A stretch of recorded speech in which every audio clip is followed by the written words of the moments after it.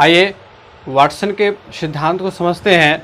Watson का सिद्धांत शास्त्रीय अनुबंध का सिद्धांत कहलाता है और वाटसन के बारे में एक संक्षिप्त जानकारी ले लेते हैं। जॉन ब्रॉड वाटसन इनका पूरा नाम था। जेबी वाटसन के नाम से जाने जाते हैं। इनकी जो जन्म तिथि है 9 जनवरी 1878 और इनकी मृत्यु हुई 25 सितंबर 1958 ईस्वी को। और ये भी अमेरिका के एक मनोवैज्ञानिक थे। शिक्षा मनोविज्ञान में इनका बहुत बड़ा योगदान रहा है और इनका एक कथन था कि आप मुझे 1 दर्जन स्वस्थ बच्चे दें और आप जैसा चाहेंगे मैं उन्हें वैसा बना करके दूंगा। ठीक है, इनका ये कथन था कि आप मुझे 1 दर्जन स्वस्थ बच्चे दें और आप जैसा चाहेंगे मैं उन्हें वैसा बनाकर दूंगा। तो समझ सकते हैं कि इनके अंदर कितनी कैपेसिटी थी और इन्होंने बहुत ज़्यादा प्रैक्टिकली ही वर्क किया और इन्होंने कहा कि मनोविज्ञान जो है वह व्यवहार का विज्ञान है। ठीक है, ना कि मन का विज्ञान है। इनका कहना था कि मनोविज्ञान व्यवहार का विज्ञान है। हमारा जो व्यवहार होता है और वह व्यवहार किसके ऊपर आधारित होता है, किसके द्वारा निर्धारित होता है। तो वाटसन का मानना था कि व्यवहार जो है वह आनुवांशिकी ना हो करके पर्यावरणीय बलों द्वारा निर्धारित होता है। ठीक है, वाटसन व्यवहार को आनुवांशिक ना मान करके पर्यावरणीय बलों द्वारा निर्धारित मानते थे कि हमारे आसपास का जो वातावरण होता है वही हमारा व्यवहार निर्धारित करता है, उसी के अनुरूप हम अपना व्यवहार करते हैं। और उसके लिए उन्होंने एक प्रयोग किया और प्रयोग उन्होंने अपने खुद के बेटे के ऊपर किया। खुद के बेटे के ऊपर उन्होंने प्रयोग किया। यह प्रयोग इस प्रकार से था कि उन्होंने अपने बेटे को एक खरगोश ला कर के दिया और बच्चा जो है वह खरगोश से खेलने लग गया। ठीक है, और बच्चे को खरगोश से बहुत अच्छा लगता था। उसके नरम बालों के ऊपर वह हाथ फिराता था, बड़ा मजा आता था।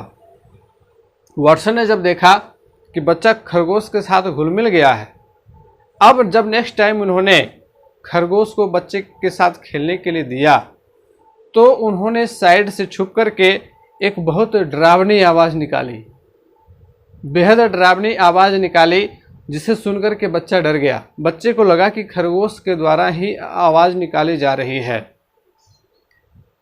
फिर नेक्स्ट टाइम इसी प्रयोग को उन्होंने दोहराया और खरगोश को जैसे ही खेलने के लिए दिया गया, बच्चा जब खेलने लग गया उसके साथ, फिर उन्होंने डरावनी आवाज़ निकाली। अब बच्चा जो है खरगोश से डरने लगा और धीरे धीरे इस पोजीशन पर वो पहुंच गया कि खरगोश को दूर से देख करके ही वह डरने लग गया।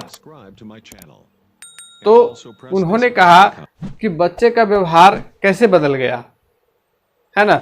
जबकि उसने शुरू में कुछ दिन खरगोश के साथ खेला था, खरगोश के साथ वह हिल मिल गया था, लेकिन फिर भी वह खरगोश से डरा क्योंकि आसपास का पर्यावरण जो है वह इस तरह का चेंज उन्होंने किया कि उस बच्चे को लगा कि खरगोश के द्वारा ही वह भयानक ध्वनि निकल रही है और वह डरने लगा उससे।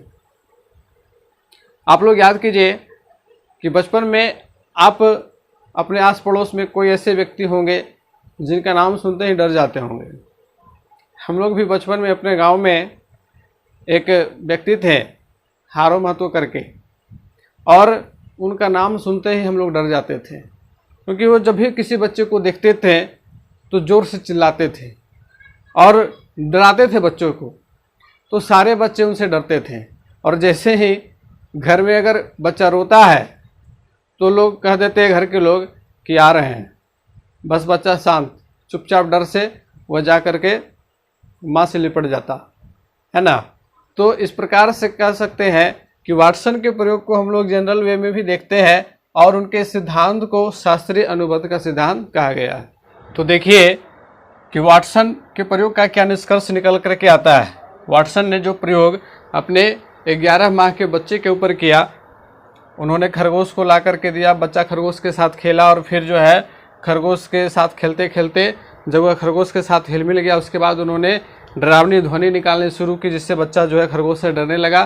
धीरे धीरे क्या हुआ कि भय की अनुक्रिया खरगोश जो कृत्रिम उद्दीपन था के साथ अनुबंधित हो गई, है ना।